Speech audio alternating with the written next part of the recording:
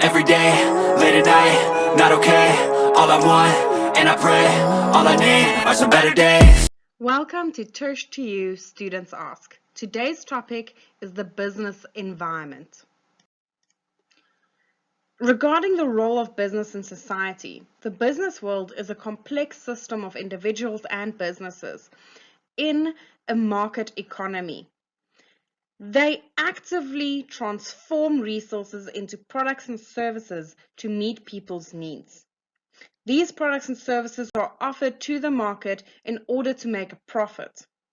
And in doing so, there is an emphasis on four main elements. These elements include human activity, production, exchange, and profit. Limited resources go hand in hand with the four elements, like natural resources, which includes water, forestry, minerals, land, agricultural land, and so on. Human resources, which is mainly used for production and labor.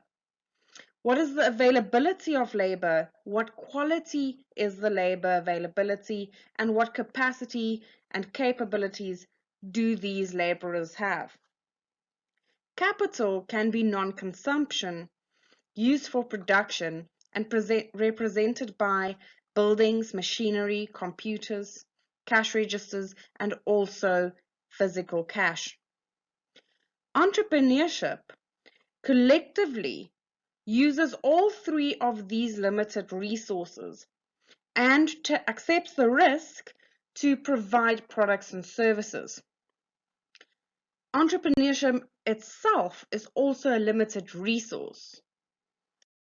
In order for businesses to make profit, they have to satisfy a need by transforming and producing products and services.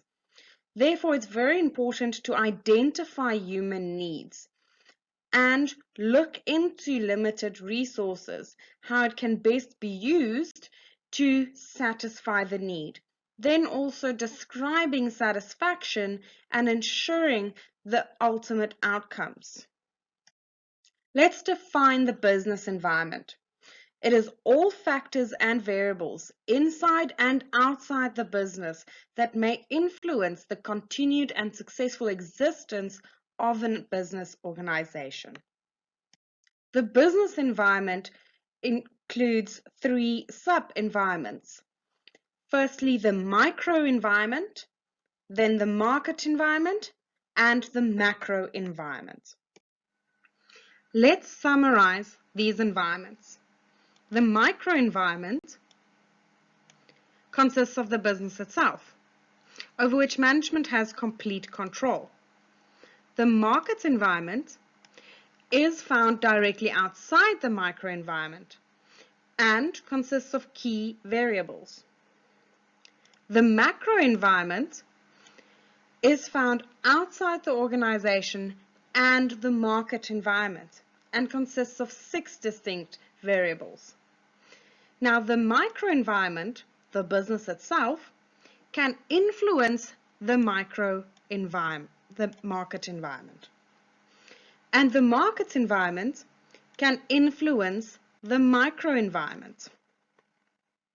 But the macro environment cannot be influenced by the microenvironment or the market environment, but does have a key influence on the market environment as well as the microenvironment. Now, every business needs a mission, vision, objectives, and goals. A vision is a specific end goal the business is working towards. The mission is the main purpose of the business and the method of achieving the vision. Objectives are specific achievements that must be accomplished or in combination to achieve the goals of the business. And then objectives are usually milestones along the way when implementing business strategies.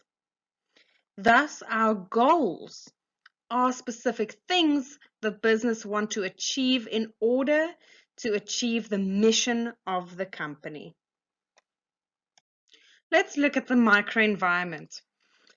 To analyze the microenvironment, a SWOT analysis is done. The SW of SWOT stands for strengths and weaknesses. This is used as an internal analysis of the microenvironment. What are the strengths of the business? And how can we use this to obtain opportunities? What are the weaknesses of the business? And how can we develop our strengths and change those weaknesses into strengths as well? The OT of SWOT analysis is for opportunities and threats. These are used to analyze the external environment. So when we look at opportunities in the external environment, we have to look at how we can obtain these opportunities and make our business successful when using these opportunities. Looking at threats, we are looking at what can potentially impact our business from the external environment and how we in our microenvironment should adapt or develop in order to manage these threats and have a minimal negative impact. The market environment, also called the market, consists of people who have needs and the financial means to do so. To be successful, a business's management must be informed regularly on consumer needs, purchasing powers, and buying behaviors of consumers. Directly influenced by variables in the macro environment, the market environment is constantly in shift. And purchasing power is represented by the consumer's personal disposable income.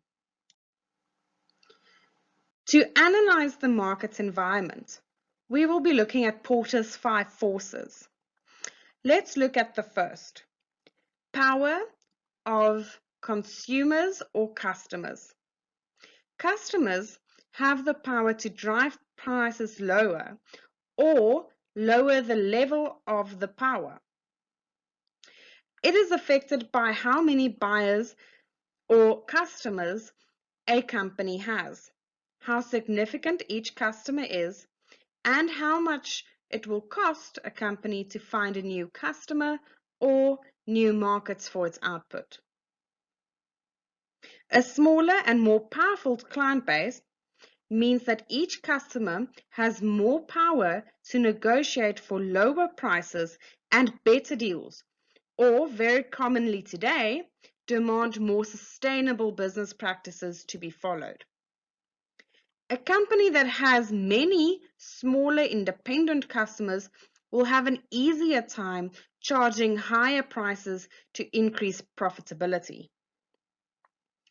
The next power is competition.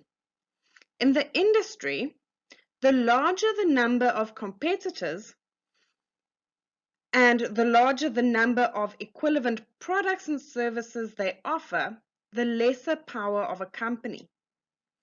Buyers seek out a company's competitors in search of better offers or better deals.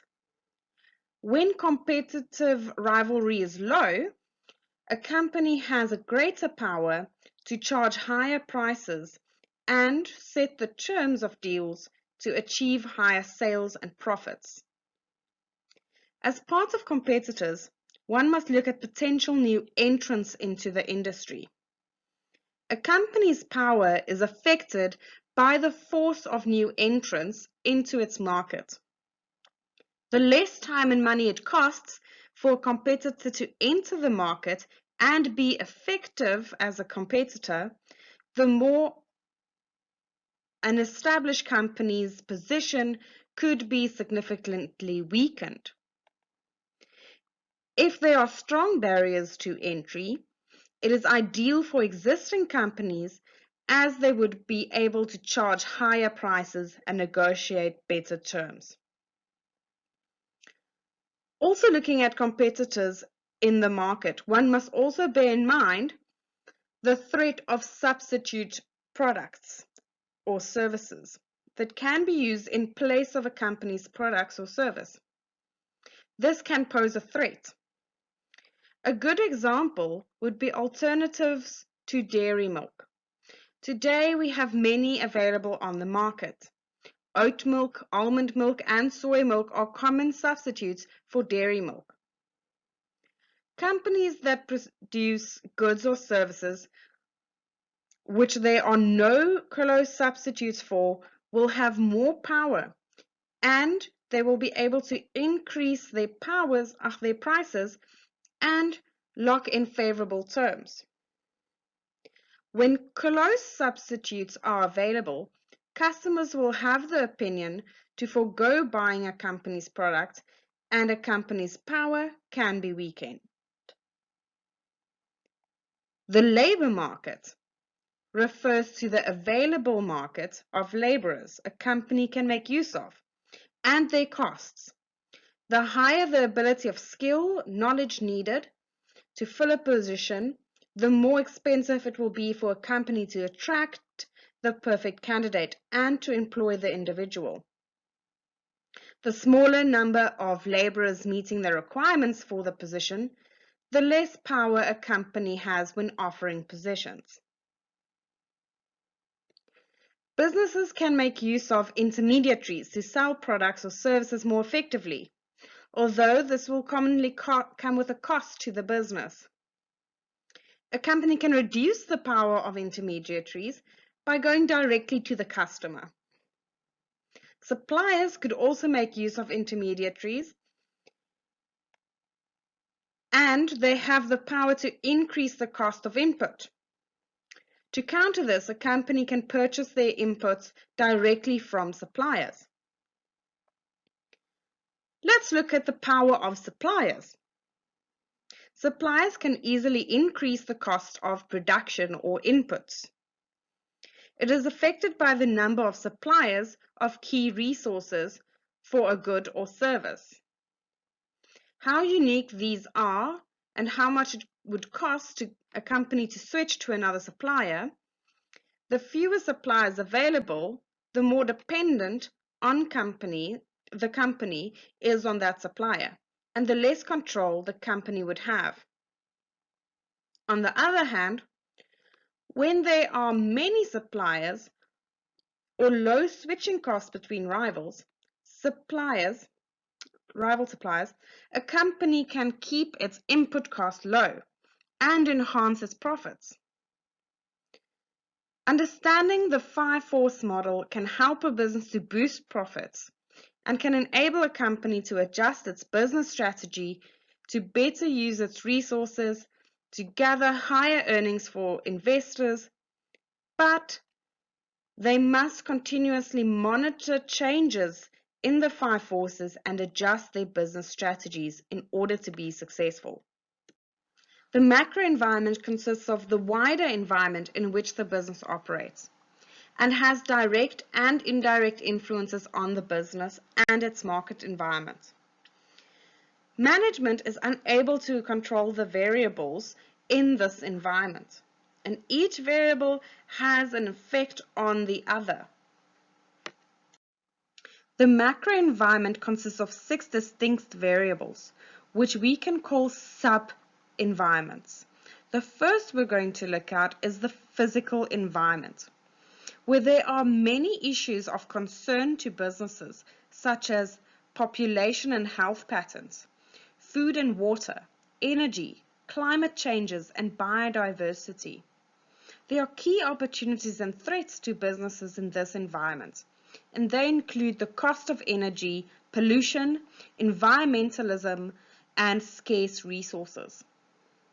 The second is the economic environment, where we look at economic growth rate, levels of employment, consumer income, the inflation rate, interest rates, exchange rates, and also monetary and fiscal policy.